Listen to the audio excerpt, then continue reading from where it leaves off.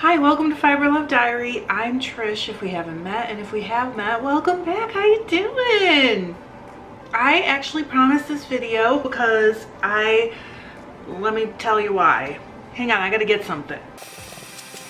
Okay. I love to decorate for holidays, even if they're not holidays that I feel strongly about. Like, I have a super glittery, sparkly shamrock for our front door for St. Patrick's Day that you can see from the road, and my husband says that's 200 feet. You can see the sparkles from the road. I just like it. Makes you feel festive, makes you happy. I love it.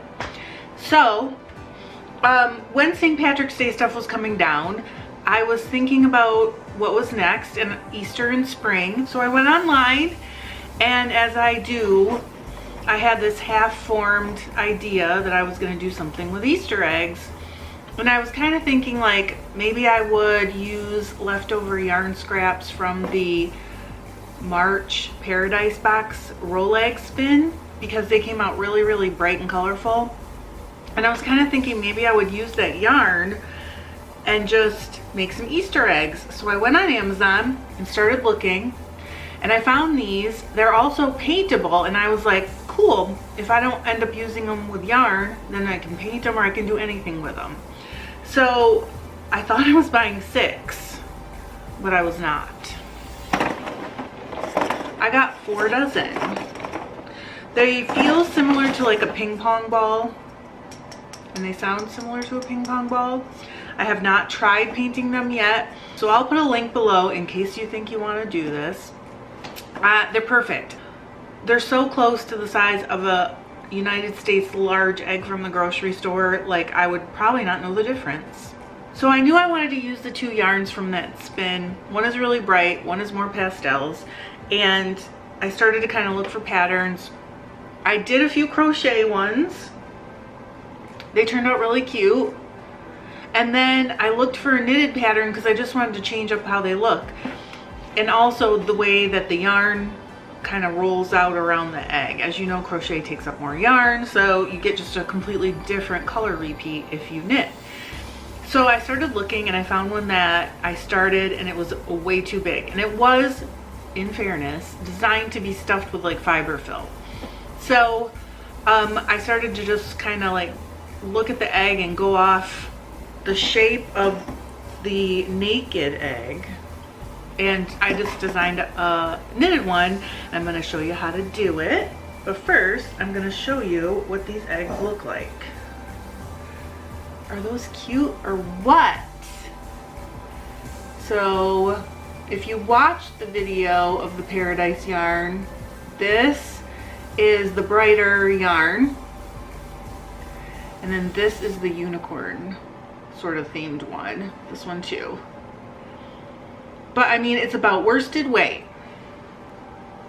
so they're cute and they're fun and they're springy. I need that right now. In order to make these eggs, you will need all the stuff that's outside my reach. Okay, you will either need some kind of little egg to stuff it, or you could stuff it with fiber fill. I just haven't had great success myself with that. You will need double pointed needles, or you can magic loop this. You can really do it any way you want. I'm not a magic looper.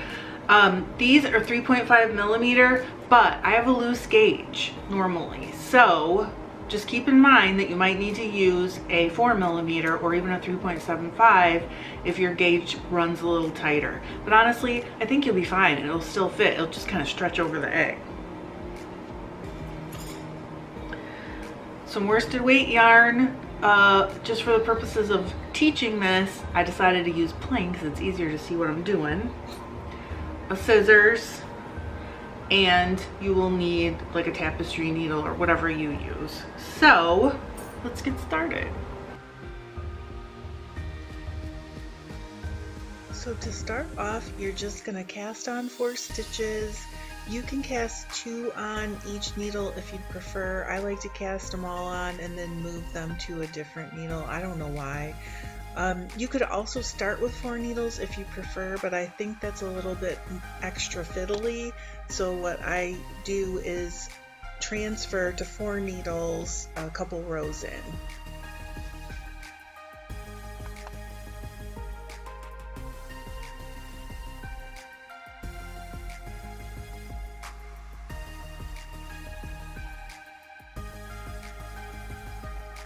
So you'll probably notice I struggled a little bit with my camera going in and out of focus in the beginning, but I did get it sorted out, so hang in there. I think you can still see okay. I went ahead and transferred at this point, so I have 2 needles on each of the 2 needles I'm starting with, and I am just going to grab another needle and knit front and back in each of these stitches.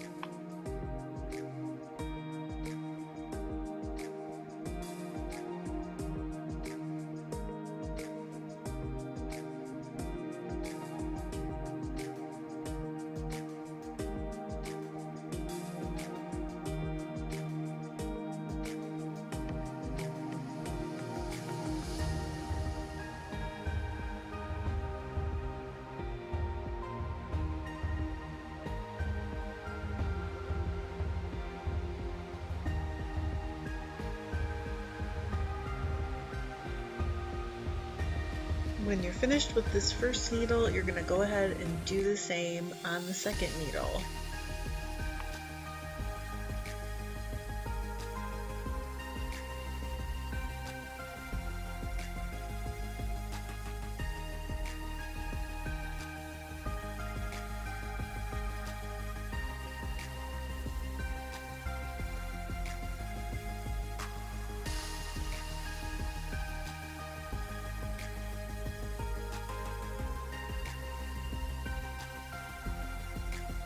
Four stitches on each needle. And what you're going to do next is basically what I call knitting off onto 4 needles, and you're going to knit front and back again, but you're going to continue to switch needles every 4 stitches or add needles every 4 stitches until you have 4 stitches on each of 4 needles instead of 4 stitches on each of 2 needles.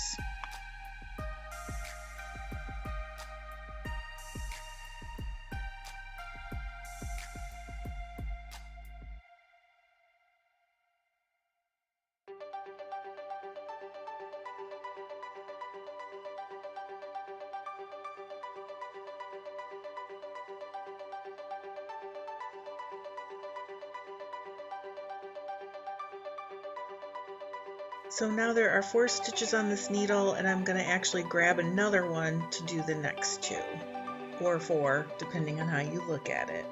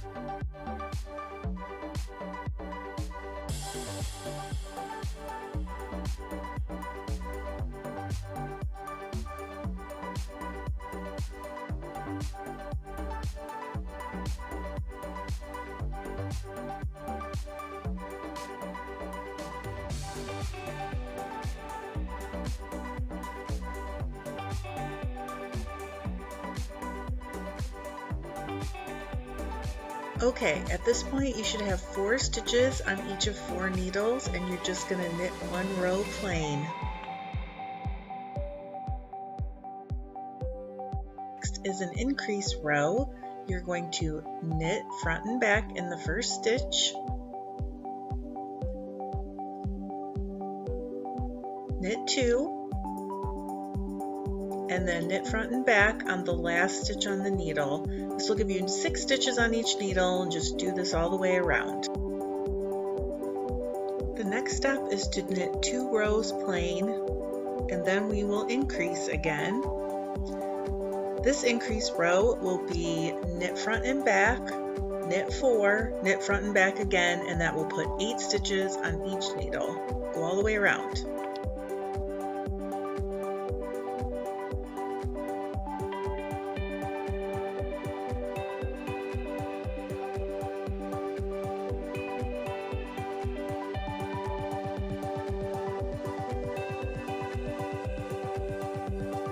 Now that tail that's been in your way, you're going to use that to mark the beginning / end of your row.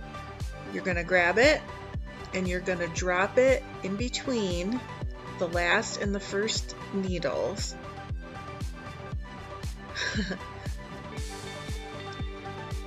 Just like that. And now every time when you come around during the next rows, you're going to know where you finished one without using a marker. You're going to knit 7 rows plain.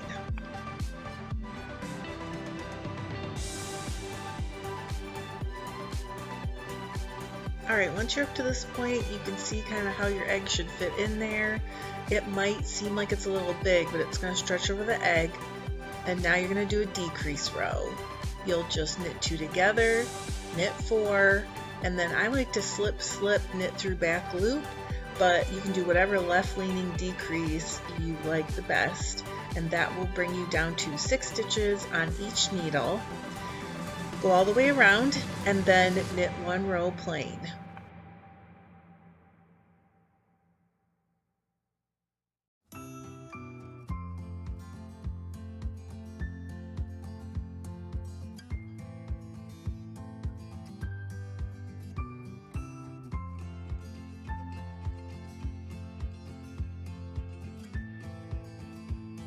Is where I like to pull the tail in.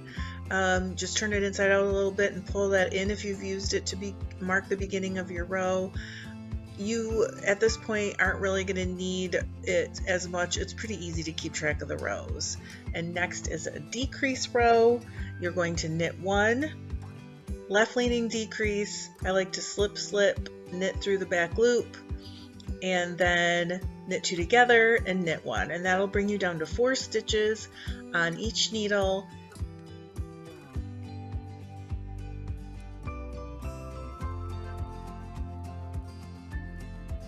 This is the most fun part. I always think it's not going to fit, and then I pull those needles apart a little and pop that egg in there, and it always fits. So I don't know what kind of wizardry it is, but it works.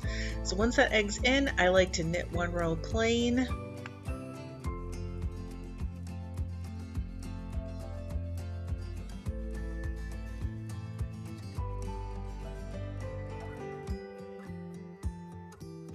Okay, so you're on to your final decreases. At this point, all you need to do is knit 2 together and continue around knitting 2 together until you're down to 4 stitches. Now when I'm doing this for my last couple, I like to just get it down to 2 needles. It's a lot less fiddly. And then I will break the yarn with a tail.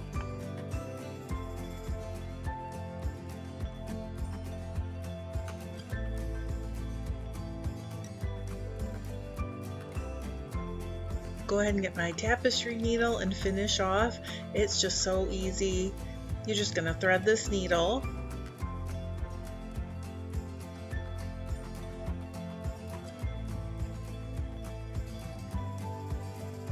and run it through all 4 stitches that are left, just following it around as if you were knitting around them one more time.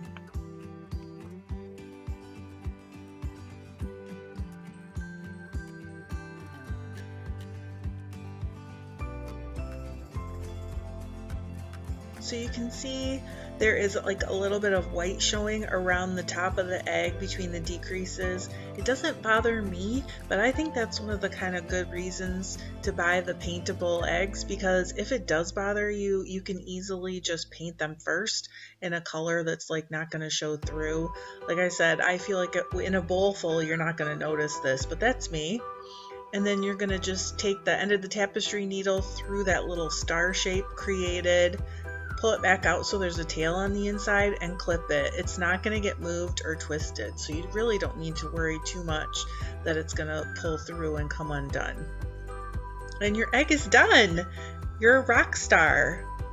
So thanks for joining me to make these Easter eggs. I hope you have some time to do them yourself and use up some of those leftovers. It is really the perfect thing to use up brightly colored leftovers.